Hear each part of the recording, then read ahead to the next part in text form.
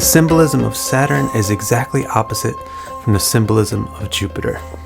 There's two pairs of symbolic opposites amongst the planets, Mars and Venus for masculinity and femininity, and Jupiter and Saturn for positivity and negativity. Negativity is a symbolic root with 3 symbolic trunks growing from it to produce the whole symbolic tree of Saturn. Negativity means restriction, holding things down. Negativity means pessimism, and negativity means bad luck. The simplest of these 3 trunks is just bad luck. Everybody knows what that means. It involves scarcity, poverty, and is a sense of stinginess, not having enough. The second stem, pessimism, is a little bit more complex. First of all, it just simply means criticism. So you find Saturn represents pessimism or criticism. This kind of criticism or pessimism, it itself also has 3 branches. First of all, pessimism means rejection. No, I don't like this. No, I don't like that. So Saturn symbolizes rejection. It also represents the feeling of being rejected, which we can call alienation or loneliness. Alienation and loneliness lead to abnormalities or perversions, strangeness, behavior which is not normal. Normal means the same as everybody else. So if everybody else rejects you, you cease to be like them, because human beings work on the principle of behavior modeling. So Saturn represents abnormalities, perversions, loneliness, alienation, all coming from rejection, which is all a branch of pessimism. Another branch from pessimism is analysis. Pessimism means analysis, analytics, logic. So Saturn represents logic and analytics because it's all about analyzing things, criticizing things, being pessimistic. And so that makes planet a symbol of realism and practicality. It wants things that actually work, that are really true, that don't just have a nice package. And a third branch of pessimism is detachment. If you're pessimistic, then you're not very enthusiastic about something. You're detached from it. So detachment is synonymous with emotional coldness. And Saturn represents that coldness, that detachment from things, that disinterest in things.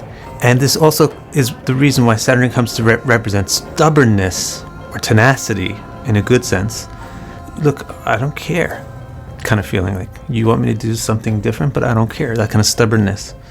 Because I don't care-ness comes from the coldness, which is a feature of detachment, which is a part of pessimism. And the third and final branch of pessimism is restriction, limitations, handicaps.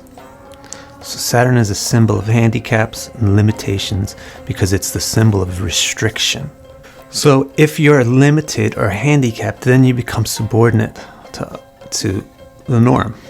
You know, we have less money than they do, so we become subordinate to them. We have less beauty than they do. Oh, we're less than they are. We're subordinate.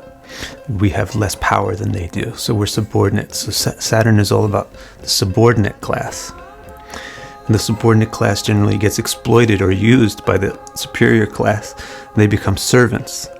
So Saturn is all about servants and servitude. So these are all aspects of handicaps and limitations which come from restriction. But the greatest of all restrictions is time, and that's why Saturn represents time, chronos. By representing time, now this is another angle to get Saturn, meaning this enduring thing which never ends. Time creates decay. That's how it imposes its limitation. It creates decay.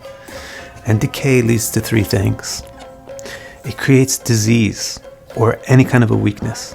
You know, if a living thing decays, then it becomes sick and diseased. If a metal bar decays, it becomes rusted and weak. So Saturn is all about this kind of slowness and weakness and sickness that comes from decay, which is the effect of time.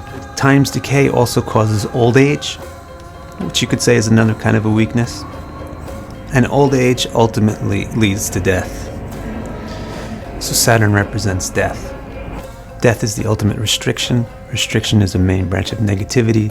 Saturn represents negativity. This is a third way that Saturn comes to represent endurance. When will you die? And so that's the question of your longevity or your endurance. So there you go. That's everything about Saturn. Really, those are all the key essential points about Saturn in a couple of minutes. This is a summary of the way I teach it in my classes and a summary of how I'll be presenting it in my upcoming book, The Essential Symbols of Astrology. Thank you for watching the video. Please subscribe to my channel, hit like and share, and tell everybody that you know all about it. And visit my website, DiCara.com, for readings, classes, my books, all kinds of stuff.